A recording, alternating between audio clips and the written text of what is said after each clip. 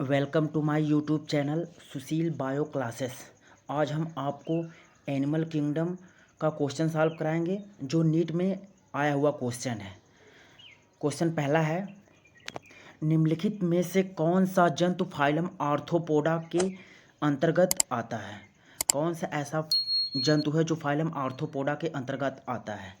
Option A है cuttle fish, option B है silver fish. इसमें जो ऑप्शन बी है सिल्वर फिश यही सही है, क्योंकि जो सिल्वर फिश है उसे लिपिस्मा भी कहा जाता है। यह फाइलम आर्थ्रोपोडा के अंतर्गत आता है और इसका जो क्लास है वह इंसेक्टा है। जो फाइलम आर्थ्रोपोडा है वह सबसे लार्जेस्ट फाइलम है और क्लास इंसेक्टा सबसे लार्जेस्ट क्लास है। ये जो कटल फिश है यह मोलस्का फाइलम से बिलोंग करता है और जिसमें पफर फिश और उड़न मछली, पफर फिश और जो उड़न मछली हैं ये पिसीज के अंतर्गत आते हैं, इसलिए इसमें जो ऑप्शन बी है सिल्वर फिश यही सही है। अब क्वेश्चन नंबर 2 है, निम्नलिखित जंतु समूहों में से कौन से एक ही फाइलम के अंतर्गत आते हैं। यहाँ पर जंतु दिए गए हैं, इसमें से कौन ऐसा ऑप्शन है जिसमें सभी जंतु एक ही फाइलम के अंतर्गत आते हैं। ऑप्शन ए है मलेरिया परजीवी, अमीबा, मच्छर। ये ऑप्शन गलत है। ऑप्शन बी है केचुआ, पिनवर्म, फीता क्रीम जिसे टैपवर्म कहते हैं। ये भी ऑप्शन गलत है। ऑप्शन सी है झींगा, बेच्छू, लुकास्टा। ये ऑप्शन सी सही है, क्योंकि इसमें झींगा, बिच्छू, लुकास्टा ये सभी जो है एक ही फाइलम के अंतर्गत आते हैं। झींगा को प्राण कहा जाता है और बिच्छू को स्कॉर्पियन कहा जाता है, ठीक है। और इस लुकास्टा जिसे टिड्डी कहते हैं ये फाइलम आर्थ्रोपोडा के अंतर्गत आते हैं, ठीक है। इसलिए ऑप्शन सी इसमें सही है, बाकी सभी क्या हैं गलत हैं। ऑप्शन सी इसमें सही है, क्योंकि इसमें देखिएगा जो स्पंज होता है, स्पंज जो होता है यह पोरीफेरा के अंतर्गत आते हैं। समुद्री एनीमोन, जो समुद्री एनीमोन होता है वह सिलेंट्रेटा के अंतर्गत आते हैं। और जो तारा मछली होती हैं जिसे स्टारफिश कहते हैं यह इकाइनोडर्मेटा के अंतर्गत आते हैं, ठीक है। और जो मलेरिया परजीवी और अमीबा होते हैं वह प्रोटोजोआ के अंतर्गत आते हैं। केचुआ एनेलिडा में आता है। क्रीम जो है जिसे टैपवर्म भी कहते हैं यह प्लैटीहेल्मिन्थीज में आता है, इसलिए ऑप्शन सी जो है वह सही होगा। जो अब अगला क्वेश्चन देखते हैं।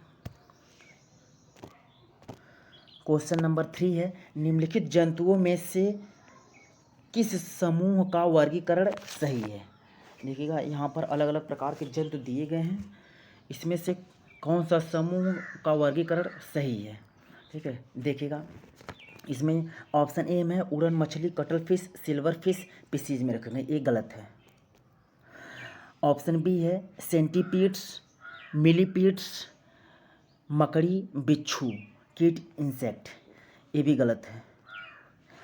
ऑप्शन सी है घरेलू मक्खी, तितली, सीसी मक्खी, सिल्वर फिश, कीट, इंसेक्टा, यही ऑप्शन सही। ऑप्शन सी इसमें सही है, क्योंकि जो घरेलू मक्खी, तितली, सीसी मक्खी, सिल्वर फिश ये क्लास इंसेक्टा के अंतर्गत आते हैं और इसका जो फाइलम है वह आर्थ्रोपोडा है, ठीक है। संघ आर्थ्रोपोडा इसका है और ये एनिमेलिया का सबसे बड़ा संघ है जिसमें कीट इंसेक्टा वर्ग में रखा गया है। घरेलू मक्खी, तितली, मकड़ी, बिच्छू, सीसी फ्लाई जिसे सीसी मक्खी कहते हैं, सिल्वर फिश आदि सभी जितने हैं सभी कीट वर्ग में रखे गए हैं, ठीक है। जिसमें देखिएगा जो कटल फिश होता है, कटल फिश, समुद्री आर्चिन, कटल फिश और समुद्री अर्चिन और समुद्री कुकुम्बर ये इकाइनोडर्मेटा में रखे गए हैं। उड़न मछली पिसीज वर्ग में रखे गए हैं। सूल चींटीखोर जिसे एकिडना भी कहा जाता है एक प्रकार का प्रोटोथीरियन होता है, ये स्तनधारी होता है, प्रोटोथीरियन स्तनधारी होता है, इसलिए ऑप्शन सी इसमें सही है, क्योंकि इसमें घरेलू मक्खी, तितली, सीसी मक्खी, सिल्वर फिश, कीट सभी जो है क्लास इंसेक्टा में रखे गए हैं और इसका जो फाइलम है वह आर्थ्रोपोडा है। अब अगला क्वेश्चन देखते हैं। क्वेश्चन नंबर 4 है, निम्नलिखित में से किस जीवित प्राणी में कोशिका भित्ति का पूर्ण अभाव होता है, ठीक है। इसमें 4 ऑप्शन दिए गए हैं, इसमें कौन सा ऐसा प्राणी है जिसमें कोशिका भित्ति नहीं पाई जाती है। ऑप्शन ए है साइनोबैक्टीरिया, इसमें कोशिका भित्ति पाई जाती है, इसलिए ऑप्शन ए गलत है। ऑप्शन बी है समुद्री फेन गोरगोनिया, ये एक प्रकार का एनिमल्स है, इसलिए ऑप्शन बी इसमें सही है, क्योंकि इसमें जो है कोशिका भित्ति नहीं पाई जाती है। ठीक है, समुद्री फेन जिसे गोरगोनिया कहा जाता है एक प्रकार का जंतु है। यह फाइलम सिलेंट्रेटा के अंतर्गत आते हैं। सभी जंतुओं में कोशिका भित्ति का पूर्णतः अभाव होता है, इसलिए ऑप्शन इसमें बी जो है वह सही है। अगला क्वेश्चन देखते हैं। क्वेश्चन नंबर 5 है, बताए गए टैक्सोनों में उसका चुनाव कीजिए जिसमें दोनों समुद्री और स्वच्छ जलीय जातियां होती हैं। ऑप्शन ए है इकाइनोडर्म्स, ऑप्शन बी है टिनोफोरा, ऑप्शन सी है सिलेंट्रेटा, ऑप्शन डी है निडेरिया। यही ऑप्शन डी इसमें जो है सही है, निडेरिया, क्योंकि निडेरिया या इसे सिलेंट्रेटा कहा जाता है। वर्ग के जंतु समुद्री जल में पाए जाते हैं। ठीक है, और इसमें देखिएगा जो इकाइनोडर्मेटा व सिफेलोपोडा एवं टिनोफोरा समुद्री जंतु होते हैं, लेकिन इसमें जो निडेरिया होता है यह समुद्र में पाए जाते हैं, लेकिन इसमें जो हाइड्रा होता है वह एक फ्रेश वाटर में पाया जाने वाला होता है, इसलिए इसमें ऑप्शन डी जो है वह सही है, क्योंकि यह इसके जो जंतु होते हैं निडेरिया के वह समुद्री और स्वच्छ जलीय दोनों होते हैं, क्योंकि इसमें जो हाइड्रा होता है वह फ्रेश वाटर में पाया जाता है, इसलिए ऑप्शन डी इसमें सही है। अब अगला क्वेश्चन देखते हैं। क्वेश्चन नंबर 6 है, एक समुद्री उपस्थित मछली जो विद्युत धारा उत्पन्न कर सकती है। ऐसी मछली जो समुद्र में पाई जाती है जो विद्युत धारा उत्पन्न कर सकती है वह है ऑप्शन बी टॉर्पीडो। टॉर्पीडो एक ऐसी मछली है जो करंट उत्पन्न करती है। टॉर्पीडो एक लवणीय जल में गहराई में रहने वाली मछली है। ठीक है, जिसके पृष्ठीय क्षेत्र की ओर एक जोड़ी विद्युत उत्पन्न करने वाला ऑर्गन उपस्थित होता है। ठीक है, इन अंगों से निकली विद्युत धारा एक छोटे शिकार को मारने हेतु पर्याप्त होती है। क्वेश्चन 7वां देखते हैं। प्लेनेरिया में किसकी क्षमता अधिक होती है। ऑप्शन ए है कायांतरण, ऑप्शन बी है पुनरुत्पादन। इसमें यही सही है, ऑप्शन बी जो है पुनरुत्पादन की, और बाकी जितने सभी गलत हैं, क्योंकि प्लेनेरिया में पुनरुत्पादन की क्षमता बहुत अधिक होती है। ठीक है, और इसमें दोनों प्रकार के पुनरुत्पादन पाए जाते हैं। होता है एपीमॉर्फोसिस, या फिर इसे क्या कहते हैं अभिरूपांतरण कहते हैं, जिसमें किसी भी क्षतिग्रस्त भाग का पुनः निर्माण किया जाता है, तथा पप या मॉर्फोसिस, ठीक है, जिसमें संपूर्ण शरीर का निर्माण शरीर के किसी छोटे से खंड से हो जाता है, इसलिए इसमें जो ऑप्शन बी है पुनरुत्पादन यही सही है। देखिएगा क्वेश्चन 8वां है, जबड़ाहीन मछली जो अपने अंडे अलवणीय जल में देती है और जिसके एमोसीट लार्वा कायांतरण के बाद यानी मेटामॉर्फोसिस के बाद वापस समुद्र में चले जाते हैं, वह हैं ऑप्शन ए है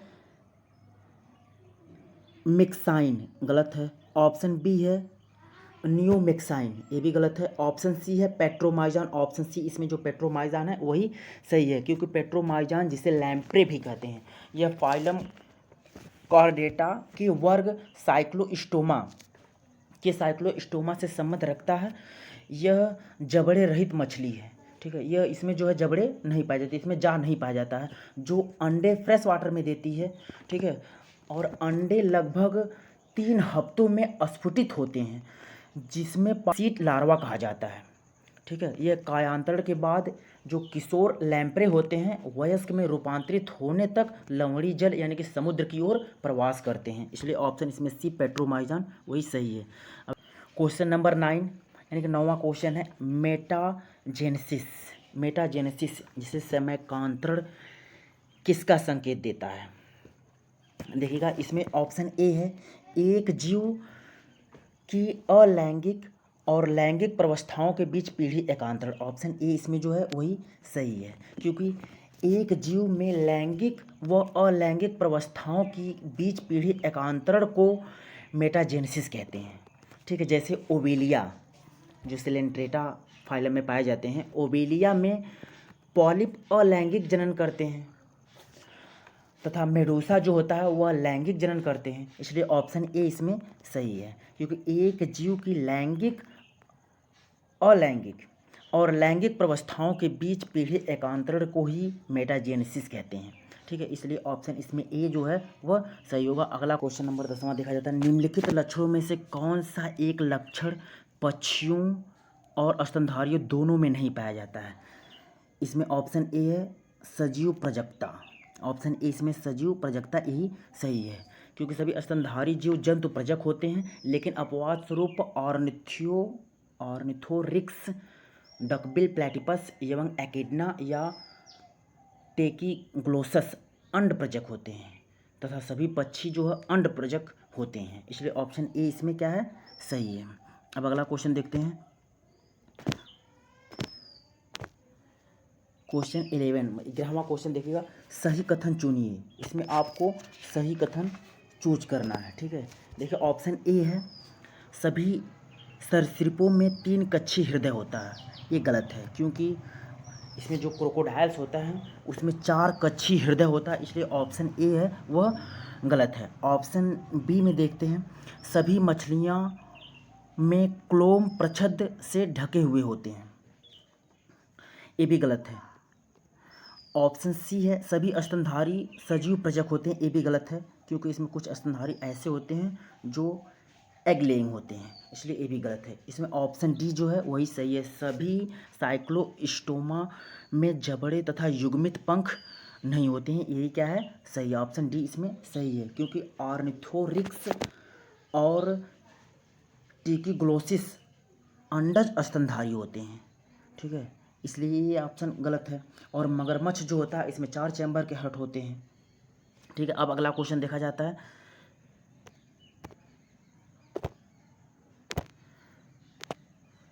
क्वेश्चन नंबर 12 देख रहे हैं, पोरीफेरा में स्पंज गुहा कसाभ कोशिकाओं द्वारा आश्रित होती है, जिन्हें क्या कहते हैं। ठीक है, जो फाइलम पोरीफेरा में स्पंज गुहा कसाभ कोशिकाओं के द्वारा आश्रित होती है उसे क्या कहा जाता है। ऑप्शन ए है ऑस्टिया, गलत। ऑप्शन बी है ऑस्कुलम, ये भी गलत। ऑप्शन सी कोइनोसाइट्स, यही सही है, कोइनोसाइट्स, उसे क्या कहा जाता है कोइनोसाइट्स कहा जाता है। यानी पोरीफेरा, जो फाइलम पोरीफेरा के शरीर के मध्य एक गुहिका स्पंज गुहा, जिसे स्पोंजोसील कहते हैं, यह स्पंज गुहा कसाभ कोशिकाओं द्वारा आश्रित होती है। यह जो स्पंज गुहा होती है उसमें कसाभ यानी कि फ्लैजेला पाए जाते हैं, जिन्हें कोइनोसाइट्स कहा जाता है, इसलिए ऑप्शन इसमें सी जो है वह सही है। अगला क्वेश्चन देखते हैं, क्वेश्चन नंबर 13 यानी 13वां क्वेश्चन है, निम्न में कौन घोड़े का गण दर्शाता है। इसमें कौन सा है जिसका ऑर्डर घोड़े का है। ऑप्शन ए है एक्विडी, ऑप्शन ए है एक्विडी, ये गलत है। ऑप्शन बी जो है पेरिसोडैक्टाइला, यही सही है। ठीक है, ये पेरिसोडैक्टाइला यही सही है, घोड़े का गण पेरिसोडैक्टाइला। ठीक है, और इसका देखिएगा एकेडवी कुल है, फैमिली है, और कैबैलस इसकी उपजाति है, सब स्पीसीज है। ठीक है, अब अगला क्वेश्चन देखते हैं, क्वेश्चन नंबर 14 है, निम्न में कौन जलीय स्तनपायियों का उचित समूह है। ठीक है, इसमें 4 ऑप्शन दिए गए हैं, इसमें से कौन स्तनपायियों का उचित समूह आपको ढूंढना है। ऑप्शन ए है सील, डॉल्फिन, शार्क, ये क्या है गलत है। ऑप्शन बी है डॉल्फिन, सील, ट्राइगॉन, ये भी गलत है। Option C whale, dolphin, seal, यही सही है। ऑप्शन सी इसमें जो है व्हेल, डॉल्फिन, सील, यही सही है। व्हेल, डॉल्फिन और सील जलीय स्तनपायियों के उदाहरण हैं। ठीक है, क्योंकि ये एक्वेटिक होती हैं, जल में पाई जाती हैं, और ये स्तनधारी होती हैं। ठीक है, इसमें जो देखिएगा ट्राइगोन और शार्क उपास्थल मछलियाँ होती हैं। ठीक है, जो इसमें ट्राइगॉन और शार्क होती हैं, एक प्रकार की कार्टिलेजिनस मछलियाँ होती हैं। ठीक है, अब अगला क्वेश्चन नंबर 15 देखते हैं, 15वां क्वेश्चन, हेमिकॉर्डेट के साथ कौन सी महत्वपूर्ण, ये पूर्व दे दिया है, गलत हो गया है, महत्वपूर्ण विशिष्टता की साझेदारी करते हैं। ऑप्शन ए है पृष्ठ रज्जु की अनुपस्थिति, ये गलत है। ऑप्शन बी है अधर नलिका तंत्रिका रज्जु, ये भी गलत है। ऑप्शन सी है क्लोम छिद्रयुक्त ग्रसनी, यही सही है। क्योंकि देखिएगा हेमिकॉर्डेटा कॉर्डेटा ये दोनों का कैरेक्टर है। देखिएगा हेमिकॉर्डेट व कॉर्डेट संघ दोनों में क्लोम छिद्र युक्त ग्रसनी यानी फेरेंजियल गिल स्लिट्स पाए जाते हैं, जैसे महत्वपूर्ण विशिष्टता की साझेदारी करते हैं। इसलिए ऑप्शन सी इसमें क्लोम छिद्रयुक्त ग्रसनी यानी कि फेरेंजियल गिल स्लिट्स यही सही है। अगला क्वेश्चन नंबर 16 यानी कि 16वां क्वेश्चन देखा जाता है, निम्नलिखित में से कौन सा जंतु समतापी नहीं है। ऑप्शन ए है कैमेलस, ये समतापी होता है, इसलिए ऑप्शन ए गलत है। ऑप्शन बी है किलोन, यही सही है। किलोन को टर्टल कहा जाता है, ठीक है, और यह सरीसृप वर्ग में रखे गए हैं यानी कि रेप्टाइल्स में रखे गए हैं, ठीक है, और यह असमतापी होते हैं, ठीक है, ये पिक्लियोथर्मस होते हैं, इसलिए ऑप्शन बी इसमें जो है वो क्या है, सही है, किलोन, ठीक है। अब अगला क्वेश्चन देखते हैं, क्वेश्चन नंबर 17, 17वां क्वेश्चन, कशेरुकी समूह के उन जंतुओं की पहचान कीजिए जो अपने पाचन तंत्र में क्रॉप एवं घिसर्ड द्वारा अभिलक्षित होते हैं। ऑप्शन ए है एवीज, यही सही है। एवीज, एवीज में सभी पक्षियाँ आती हैं जो अपने पाचन तंत्र में क्रॉप और घिसर्ड द्वारा क्या होती हैं, अभिलक्षित होती हैं, इसलिए ऑप्शन ए इसमें क्या है, एवीज सही है। पक्षियों की आहार नाल में सहायक संरचना क्रॉप तथा गिजर्ड होती हैं। क्रॉप भोजन को संग्रहित और भोजन को मृद बनाने का कार्य करता है, यानी कि उसे छोटे छोटे टुकड़ों में काट देता है, इसलिए ऑप्शन ए इसमें जो है एबीज यही सही है। अगला क्वेश्चन 18, अब देखिएगा 18वां क्वेश्चन है, निम्नलिखित जंतुओं में से कौन से जंतु कायांतरण नहीं करते हैं। यहाँ पर देखिए अलग अलग प्रकार के जंतु दिए गए हैं, इसमें कौन सा ऐसा जंतु है जो कायांतरण नहीं करते हैं। ऑप्शन ए है माथ, गलत। ऑप्शन बी है ट्यूनिकेट, ये भी गलत है। ऑप्शन सी जो है केचुआ, यही सही है। ऑप्शन सी जो इसमें है केचुआ वही सही है।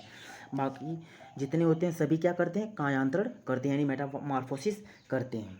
देखिएगा कायांतरण क्या होता है, कायांतरण द्वारा अपरिपक्व लार्वा 2 या 2 से अधिक अवस्थाओं से गुजरकर वयस्क में बदल जाते हैं। ऐसे प्राणी जिनमें कायांतरण पाया जाता है उनके परिवर्धन को अप्रत्यक्ष परिवर्धन कहते हैं, ठीक है। इसका एग्जाम्पल जो है ट्यूनिकेट्स, माथ, तारामीन, तारामीन को स्टारफिश भी कहा जाता है। जी देखिएगा इसमें जो केचुआ, ऑप्शन सी में केचुआ दिया गया है, ठीक है, केचुओं में परिवर्धन प्रत्यक्ष होता है, ठीक है, यानी कि इसका जो डेवलपमेंट होता है वह डायरेक्ट होता है, जिसका अर्थ है कि इसमें कोई लार्वा अवस्था उपस्थित नहीं होती है, अर्थात कायांतरण नहीं पाया जाता, इसलिए ऑप्शन सी इसमें जो है वह सही है।